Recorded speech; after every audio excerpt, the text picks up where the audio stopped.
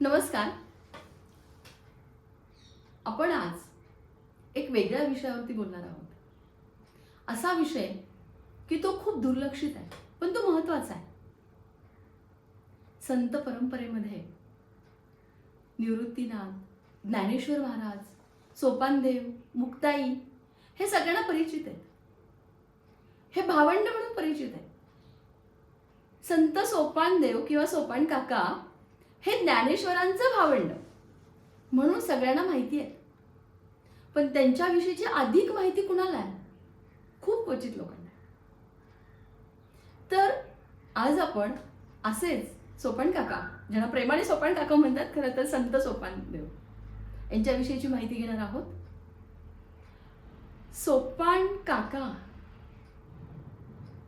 भावंडांमध्ये राहत असताना ज्ञानेश्वरांनी ज्ञानेश्वरी लिहिली, समाधी घेतली आणि त्यानंतर एकच महिन्यात सोपान काकांनी आपला देह ठेवला.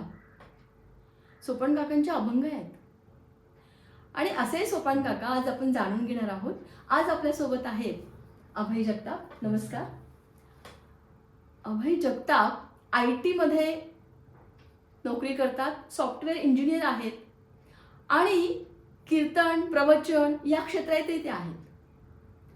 संत परंपरेचा अभ्यास यामध्ये जास्त रुची त्यांना आहे. अनेक पुस्तकांचं, या परंपरेतलं पुस्तकांचं वाचन, लेखन हे त्यांच्या हातून घडलेलं आहे.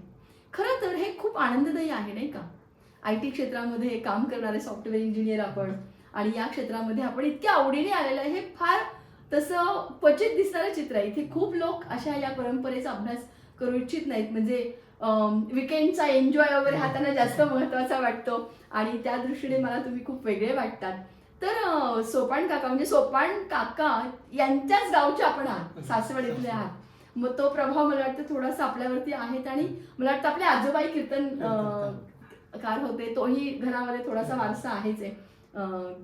त्याचा एक परिणाम, प्रभाव आपल्यावरती आहेच आहे.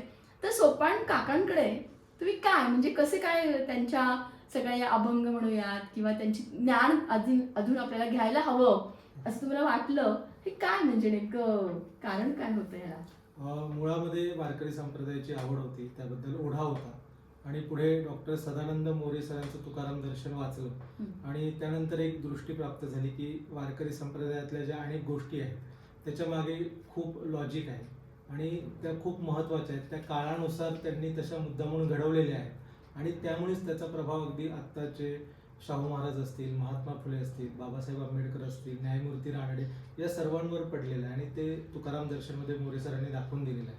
आणि त्यामुळे वारकरी संप्रदायातल्या प्रत्येक गोष्टीकडे, विशेष करून आपण संतांच्या साहित्याकडे खूप डोळसपणे बघितलं पाहिजे, अशी एक जाणीव निर्माण झाली. आणि सासवडचं असल्यामुळे सोपानदेव समाधी मंदिरामध्ये नेहमी जाणं, म्हणजे सासवडला गेल्यावर, कारण मी माझं शिक्षण आणि बाकी वास्तव्य बाहेर होतं, पण सुट्टीत जायचं वगैरे, त्यामुळे सोपान मंदिरामध्ये जाणं येणं वगैरे होतंच. पण मोरे सरांच्या त्या वाचनामुळे या सगळ्याकडे एका वेगळ्या दृष्टीने बघावं अशी जाणीव झाली आणि त्यानंतर तो प्रवास सुरू झाला. किती छान. म्हणजे वाचनाने मनुष्य समृद्ध होतो आणि त्याला एक दृष्टी येते. हे तुम्हाला जाणणं आणि त्याकडे अजून ते जाणून घेण्याची जिज्ञासा निर्माण होणं हे फार महत्त्वाचं आहे. तर सोपान काकांविषयी जाणून घ्यायला आवडेल आपल्याकडनं. आपल्याला कल्पना आहे की निवृत्ती, ज्ञानदेव, सोपान, मुक्ताबाई असं आपण एकत्रित गजर करतो, चार भावंडांची नावं एकत्रित घेतो आणि त्यामध्ये सोपानदेवांचं चरित्र थोडंसं झापळलेलं आहे. आणि त्याला म्हणजे काही प्रमाणात कारणही तसं आहे की सोपानदेवांची भूमिका ही ज्ञानेश्वर महाराजांच्या कार्याला पूरक अशी होती की ह्या ज्ञानेश्वर महाराजांचं कार्य जे आहे त्या कार्याला ह्या तिन्ही भावंडांची भूमिका पूरक अशी होती. फक्त त्यामध्ये कसं आहे, निवृत्तीनाथ महाराज या तिघांचे गुरु होते, त्यामुळे त्यांच्याकडून तो वारसा आला आणि त्यांनी तो ज्ञानेश्वर महाराजांकडे दिला. आणि ज्ञानेश्वर महाराजांनी गुरुचं अगदी मुक्तकंठाने अनेक ठिकाणी वर्णन केलेलं आहे, स्तुती केलेली आहे आणि त्यामुळे निवृत्तीनाथ महाराजांचं कार्य काही प्रमाणात आपण सर्वांना परिचित असतं. दुसरी गोष्ट म्हणजे वारकरी रोज हरिपाठ म्हणतात आणि त्या हरिपाठानंतर गुरुपरंपरेचे अभंग म्हणतात. गुरुपरंपरा म्हणजे वारकऱ्यांची गुरुपरंपरा नेमकी काय आहे, की त्याच्यामध्ये 3 भाग असतात: ज्ञानेश्वर माऊलींची परंपरा, तुकोबांची परंपरा, सत्यगुरुराय अभंगातली आणि नाथ महाराजांची. याच्यामध्ये ज्ञानेश्वर माऊलींची जी परंपरा आहे ते म्हणताना निवृत्तीनाथांचा एक अभंग वारकरी रोज म्हणतात की आदिनाथ उमा बीज प्रगटले. म्हणजे निवृत्तीनाथांचा असा म्हणजे रोजच्या म्हणण्यात एखादा तरी अभंग आलेला आहे त्या निमित्ताने. त्यानंतर मुक्ताबाईंच्या काही विशेष कथा संप्रदायात प्रचलित आहेत. त्यातली ताटीची अभंग कथा तर आपल्या सगळ्यांना माहिती आहे आणि संप्रदायाच्या दृष्टीने ती खूप खूप महत्वाची. म्हणजे मोरे सर तर असं म्हणतात की अर्जुन जेव्हा कर्तव्यापासून दूर जात होता तेव्हा देवाने त्याला गीता सांगितली आणि पुन्हा त्याला त्याचं कर्तव्य करायला लावलं. तसं ज्ञानेश्वर माऊली जेव्हा उद्विग्न झाले आणि त्यांच्या संतत्वापासून दूर जात होते तेव्हा मुक्ताबाईंनी त्या अभंगातून त्यांना संतत्व सांगितलं आणि पुन्हा त्यांना त्यांच्या कर्तव्याकडे वळवलं. म्हणजे जे जो रोल अर्जुनाच्या जीवनामध्ये भगवद्गीतेचा तो माऊलींच्या जीवनात मुक्ताबाईंच्या ताटीच्या अभंगाचा. आणि शिवाय वारकऱ्यांची संतत्वाची कल्पना इतर बाबा बुवांच्या संतत्वापासून कशी वेगळी आहे तर हा पांडा मुक्ताबाईंनी पाडला. म्हणजे मुक्ताबाईंनी ताटीच्या अभंगामध्ये जे वर्णन केलेलं आहे ते म्हणजे वारकरी संत. म्हणजे ते वर्णनात जे बसतील त्या व्याख्येत जे बसतील तेच वारकरी संत. आणि पुढे सर्वच संतांनी संतांची व्याख्या करणारे संत कुणाला म्हणावं कुणाला म्हणू नये आणि संतांचं महिमा गाणारे असे सर्व प्रकारचे अभंग लिहिलेले आहेत. पण मुक्ताबाईंनी हा पायंडा पाडला. म्हणजे त्या दृष्टीने मुक्ताबाई विशेष लक्षात येतात. आणि त्यांच्या काही कथाही संप्रदायात असतात. जसं की पाठीवर मांडे भाजण्याची कथा, त्यात मुक्ताबाईंना मांडे खाण्याची इच्छा झाली किंवा माऊलींना खाण्याची इच्छा झाली आणि मुक्ताबाई म्हणाले मी बनवते. तर मग अशा कथा असतात. तर त्या मानाने तसं सोपानदेवांची अशी कुठली एक विशेष कथा उपलब्ध नाही किंवा सोपानदेवांचा एखादा अभंग वारकऱ्यांच्या रोजच्या म्हणण्यामध्ये नाही. जसं निवृत्तीनाथ महाराजांचा आहे किंवा अगदी जनाबाईंचा एक अभंग आहे एग एग विठाबाई, त्याचा पंचपदीमध्ये समावेश आहे. म्हणजे त्यामुळे तो वारकऱ्यांचा रोज म्हटला जातो. किंवा असे इतर संतांचे काही अभंग आहेत की ते कायम म्हटले जातात. सोपान महाराजांचं तसं कथा किंवा कुठला एक विशेष अभंग असा वारकऱ्यांच्या रोजच्या म्हणण्यात नसल्यामुळे तसं त्या सोपानदेवांकडे थोडं त्या दृष्टीने दुर्लक्ष झालं असं आपण म्हणू शकतो.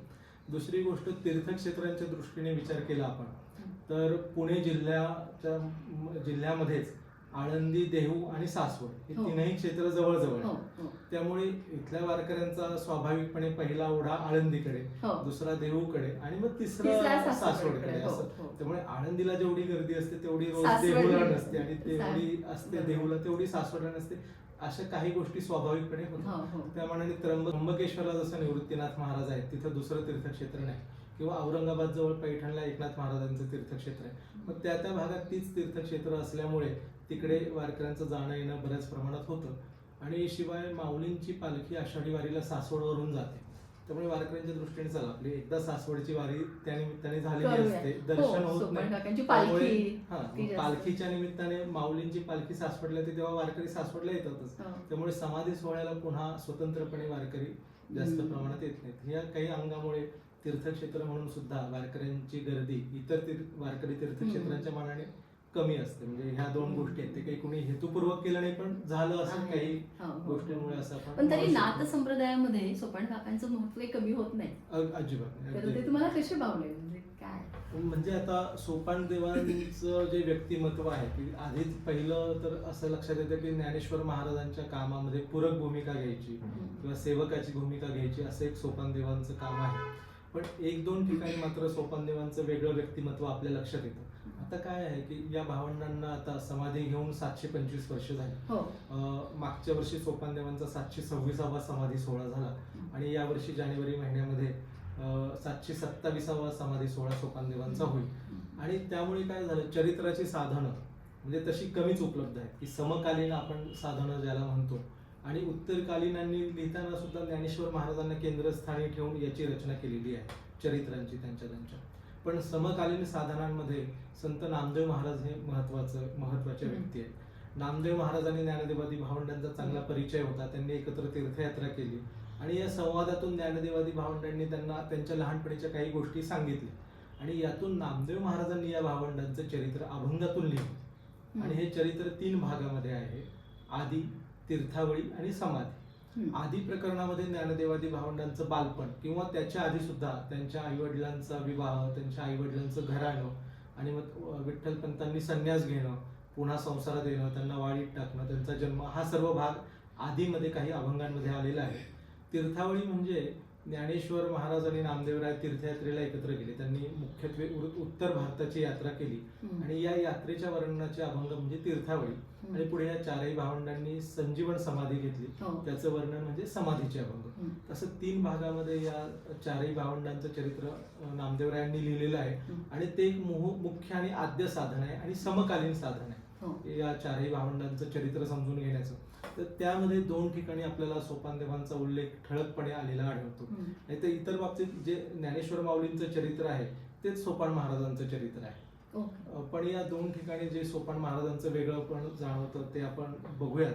त्यातली पहिली गोष्ट म्हणजे आपल्याला कल्पना आहे की विठ्ठलपंत आणि रुक्मिणी, आता ते विठ्ठलपंतांनी पुन्हा संसार सुरू केला, त्यांना वाळीत टाकलेलं आहे. मग त्यांना ही 4 अपत्य झाली आणि निवृत्तीनाथांची मुंज करावी असं जेव्हा त्यांना वाटलं की आता आपल्या मुलाची मुंज झाली पाहिजे, तेव्हा ते आळंदीच्या ब्रह्मवृंदांकडे गेले आणि त्यांना म्हणाले की ठीक आहे, आम्ही अपराध केला पण आमच्या मुलांची काय चूक ना, तर तुम्ही ह्यांची मुंज करा आणि ह्यांना पुन्हा जातीमध्ये मुलांना तरी घ्या. तर तेव्हा मग त्यांनी सांगितलं की त्यासाठी तुम्हाला देहांत प्रायश्चित्त घ्यावं लागेल आणि त्यासाठी त्यांनी आळंदीला देहत्याग केला किंवा ते देहत्यागासाठी निघून जे दुःखद घटना आहे ते अशा पद्धतीचं मुलांना तुम्ही घ्या, पवित्र करून घ्या आणि त्यासाठी आम्ही आमचा जीव देतो आणि तो दिला खरोखर ह्या छोट्या छोट्या मुलांना सोडून.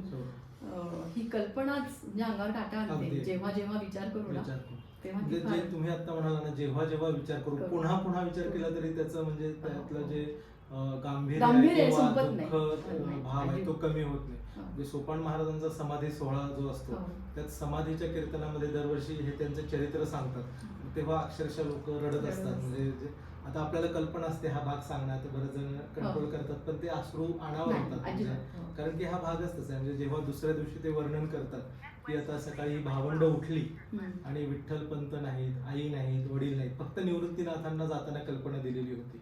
पण मग सोपानदेव, मुक्ताबाई, ज्ञानेश्वर महाराज विचारतात आई कुठे आहे, आपले बाबा कुठे आहेत, ह्याचं जेव्हा ते वर्णन करतात तेव्हा श्रोते अक्षरशः रडत असतात. आणि मग असा प्रसंग झाला. मग काही दिवस हे दुःखातून बाहेर आल्यावरती यांनी विचार केला की आपण शुद्धीपत्र घेण्यासाठी जाऊया. पण मग शुद्धीपत्र घ्यायला जायचं की नाही यामध्ये या भावंडांची चर्चा झाली. आता ही चर्चा झाली, हा भाग आपल्याला तसा माहिती नसतो किंवा तो सिनेमात कुठले आला नाही.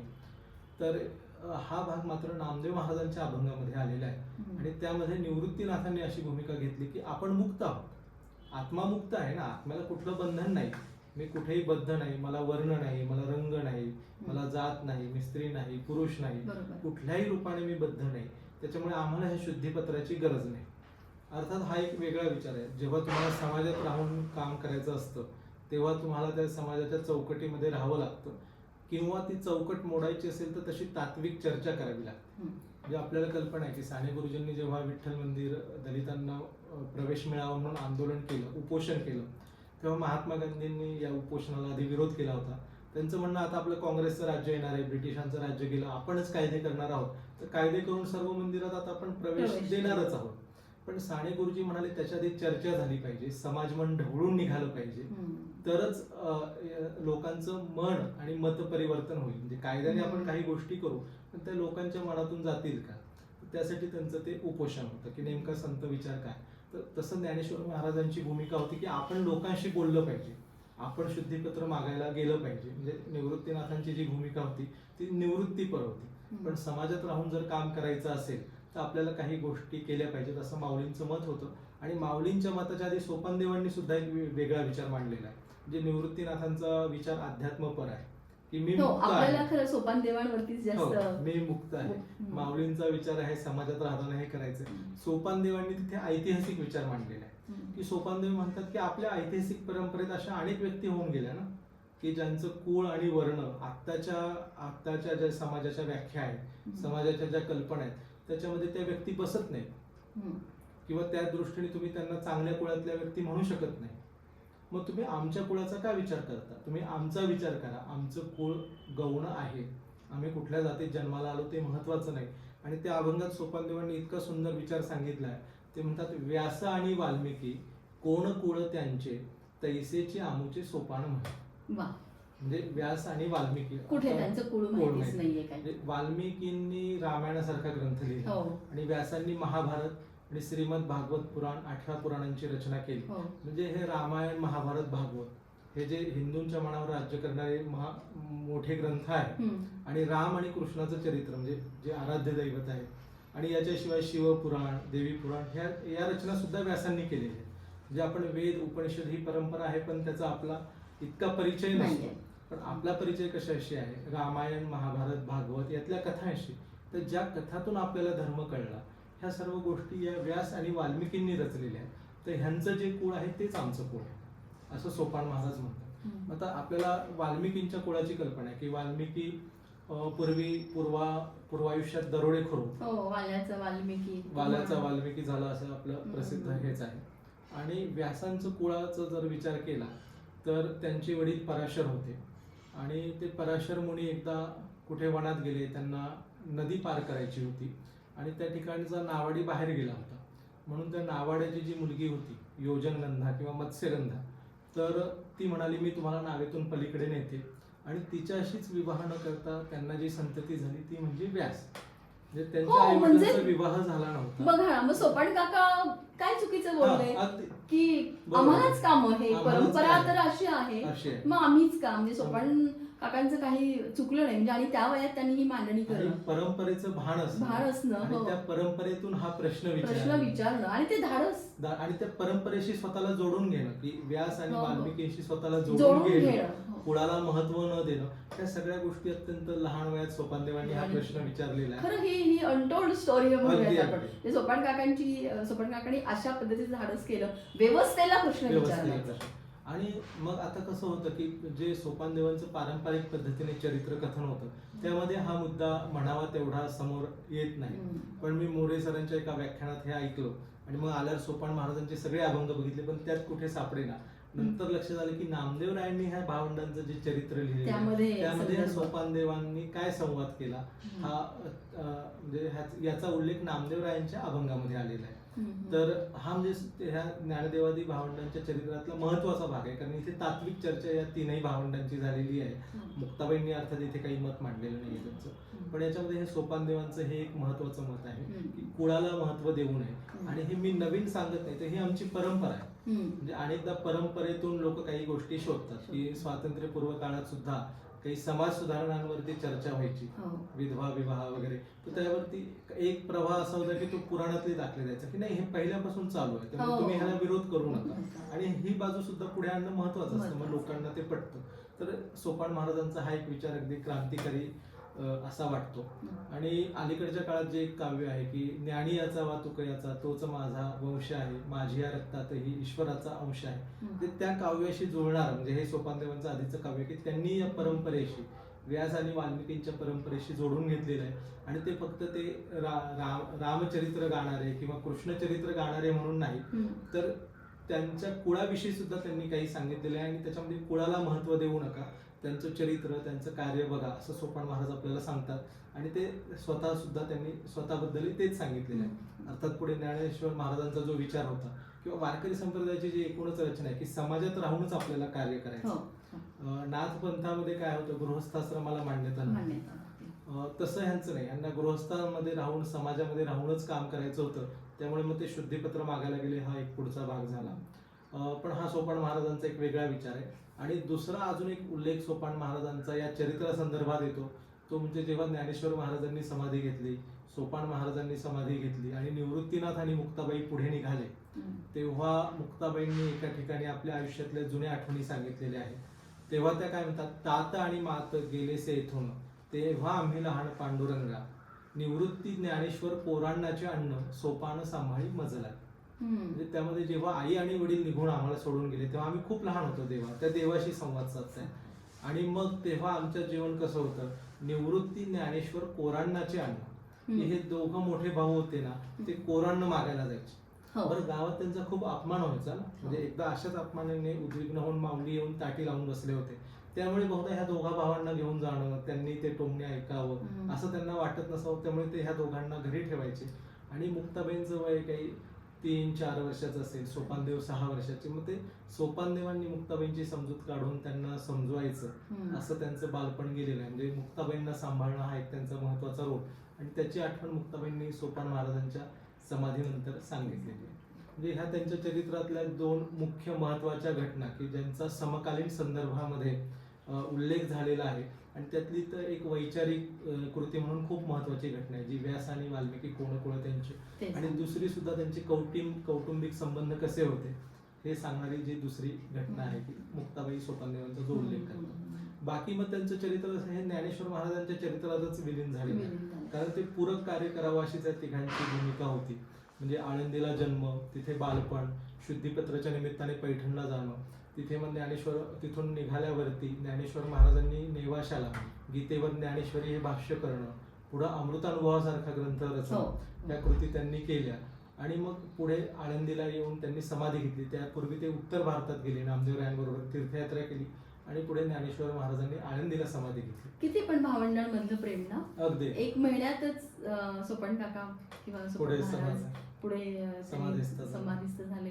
म्हणजे आता आपला भाऊ एक उत्तुंग कार्य करून त्याने जीवन संपवलंय की आता माझ्या जीवनाचं सार्थक झालं, कार्य पूर्ण झालं आणि यानंतर मग आता मलाही नाही जगायचंय, हे लोकांमध्ये मला जायचं. म्हणजे हे किती वेगळा विचार होता. आणि त्या भावंडांमधलं प्रेम तुम्ही आत्ता बघाल ना तर भावंडांची जमीन जुमला याच्यावरून होणारी भांडणं आणि कुठे ही आपली परंपरा की जी भावंड एकमेकांना सांभाळत मोठी झाली, मोठी म्हणजे लहान वयातच मोठी झाली परत ती.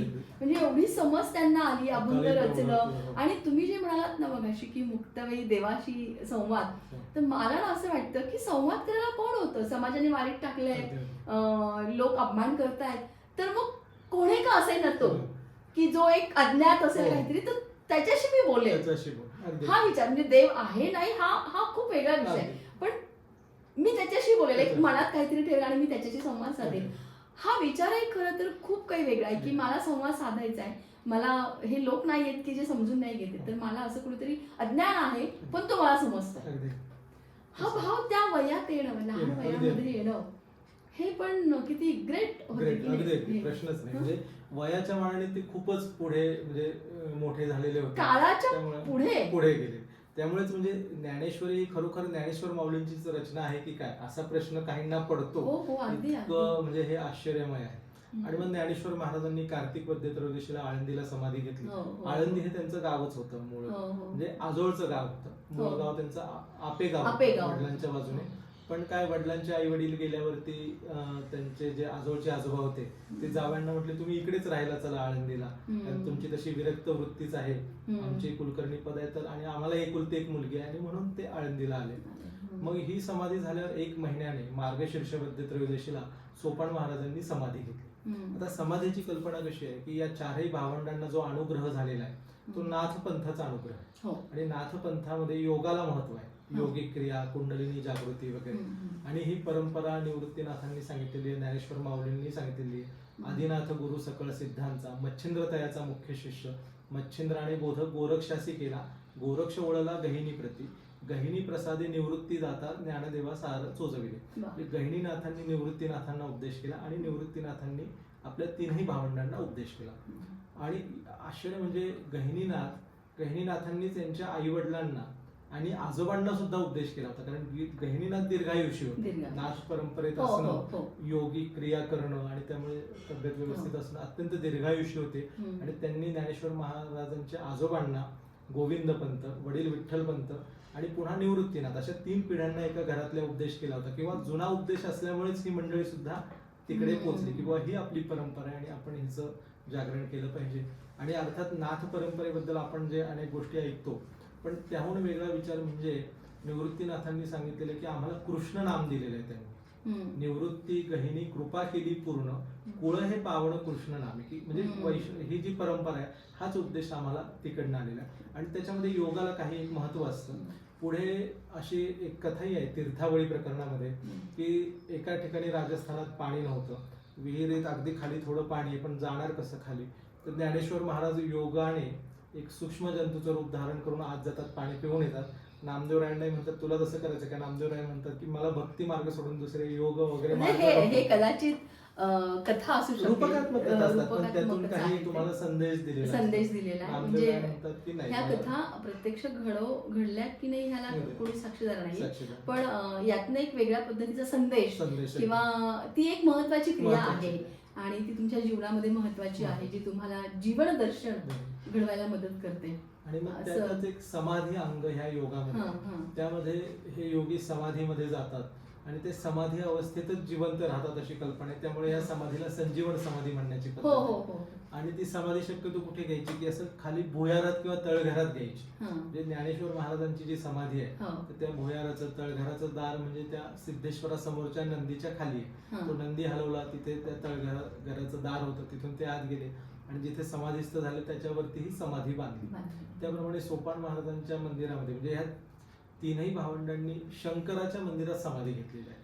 तर अच्छा. सोपान देवांची समाधी ही नागेश्वर मंदिरामध्ये, सासवडचं नागेश्वर मंदिर. नागेश्वर म्हणजे हं. सासवडचं हे नागेश्वर मंदिर हं. सोपान देवांच्याही आधीपासून तिथे होतं. हां. आणि ह्या सोपान देवां नागेश्वर मंदिर सासवडमध्ये पूर्वी त्याचं नाव संवत्सर ग्राम असं होतं. अच्छा. आणि अभ्यासकांच्या मते तिथे 7 वेगवेगळी गावं होती आणि त्या 7 गावांची वेगवेगळी ग्रामदैवत होती. त्यापैकी संवत्सर ग्रामाचं ग्रामदैवत म्हणजे नागेश्वर. हं. आणि पुढे एक साधारण 13व्या 14व्या शतकात आदिलशाहीच्या काळामध्ये ह्या 7ही वाड्या ज्या छोट्या छोट्या होत्या यांचं रूपांतर एका मोठ्या गावात होऊन त्याचं नामकरण सासवड असं झालं. ते 7 वाड्यांची एकत्र 7 वाडीवरून सासवड किंवा तिथे 7 मोठे वड असल्यामुळे सासवड असे काही व्युत्पत्ती त्याच्या आहेत. पण सोपान देवांच्या समाधी काळात सासवड असं नाव नव्हतं असं काही अभ्यासकांचं मत आहे. पण मग हे जे छोटं संवत्सर ग्राम होतं ते चांबळी नदीच्या काठी, म्हणजे सासवड पण आपण मग बोलतो करा.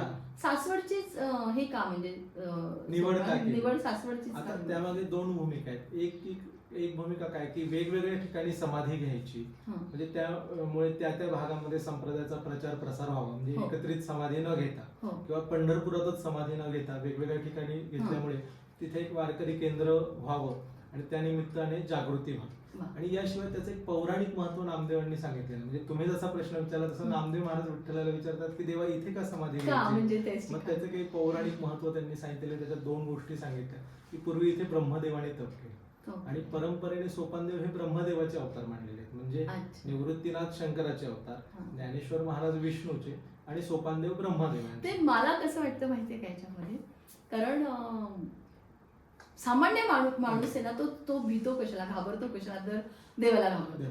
म्हणजे तो माणसांना घाबरणार नाही. अगदी. तो खून करेल, मारामारी करेल, तो दुष्टकृत्य करेल, पण तो देवाला घाबरेल. आणि मग जरा तुम्ही मनुष्यांना हे कुठे देवाचे अवतार हो. असं म्हणायला गेलं तर लोक कुठेतरी त्यांच्याकडे पाहण्याची दृष्टी थोडीशी बदलते किंवा एक दैवत्व गुण म्हणूयात आपण, तो कुठेतरी तिथे आहे, येतो.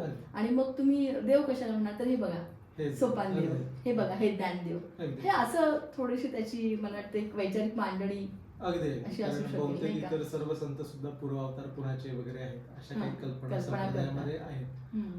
तर मग असे असल्यामुळे वारकरी संप्रदायात गुरुवारचं जे भजन असतं, जे भजनामध्ये वाराचे काही अभंग असतात, हं. त्यामुळे जेव्हा गुरुवारी जर गुरुवारचा अभंग म्हटला तर या 3 भावंडांच्या वर्णनाचेच अभंग असतात. हं. कारण की हे ब्रह्मा विष्णू महेश आणि महेशात शक्ती आहे तसं हेच आहे. मानलेलं आहे. आणि जनाबाईंनी, नामदेवराय, निळोबाराय, नाथ महाराज यांनी सुद्धा हे 3 भावंड यांचे अवतार आहेत असं वर्णन करणाऱ्या रचना आहेत. वा, वा. आणि मग ते सासवडचं असं महत्व सांगितलेलं. त्याच्यात जो पुरंदर किल्ला आहे तो म्हणजे हनुमंत जेव्हा शक्ती घेऊन गेला तर त्या इंद्रगिरी पर्वताचाच काही भाग इथे पडलेला आहे. पडलेला आहे. अशा काही थोड्याशा कथा त्याचं आहेत. क्षेत्र महात्म्य सांगितलेलं आहे. आणि मग असं महात्म्य सांगून मग त्यांनी तिथे समाधी घेतली. आणि तिथे कऱ्हा नदी तर सासवडची प्रसिद्धच आहे. हो. पण ती कऱ्हा नदी मंदिराजवळ नाही, मंदिराजवळ चांबळी नदी आहे. आणि पुढेच जरा मंदिराच्या पुढे अर्धा किलोमीटरवर या दोन्ही कऱ्हा आणि चांबळीचा संगम झालेला आहे. तिथे एक संगमेश्वर म्हणून प्रसिद्ध आणि प्रेक्षणीय मंदिर आहे. आणि या चांबळीचा उल्लेख संत साहित्यात भोगावती असा आलेला आहे. भोगावती तिरी दिधला मंडप. समाधीसाठी जेव्हा सर्व देव आले तेव्हा तिथे भोगावती तिरी मंडप वगैरे दिला, समाधीचे कार्यक्रम झाले. आणि त्रयोदशीला मग सोपानदेव त्या इथे प्रवेशद्वार जे आहे ते चिंचेच्या झाडाखाली, म्हणजे प्रवेशद्वारावर पुढे झाड उगवलं, तिथून ते आत गेले आणि तळघरामध्ये ते समाधीस्थ झाले, समाधी लावून बसले. पांडुरंग आणि नामदेवराय बाहेर आले आणि त्यांनी ती समाधीचं दार बंद केलं आणि जिथे बसले होते त्यावर आळंदीप्रमाणे समाधी बांधली. आणि आपल्याला कल्पना आहे वारकरी सांप्रदायिक समाधी म्हणजे एकावर एक 4 किंवा 5 शिळा छोट्या छोट्या आकाराच्या होत गेलेल्या, अशी ती समाधीची रचना असते. तशी तिथे समाधी सोपान महाराजांची बांधली आणि त्याला जवळजवळ आता 726 वर्ष झाली. छान, मस्त.